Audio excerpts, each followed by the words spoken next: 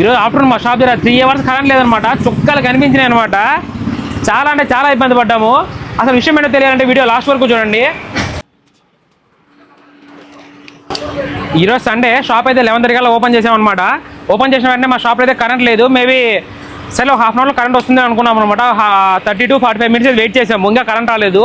నాకు ఎందుకో డౌట్ వచ్చి పక్కన షాప్లో వెళ్ళి కనుక్కుంటే కరెంట్ ఉందన్నమాట. అప్పుడు తీరా ఒకసారి వైరింగ్ మొత్తం చెక్ చేసి ఎలక్ట్రిక్ మొత్తం వైరింగ్ కొరికేసి ఉన్నాయన్నమాట.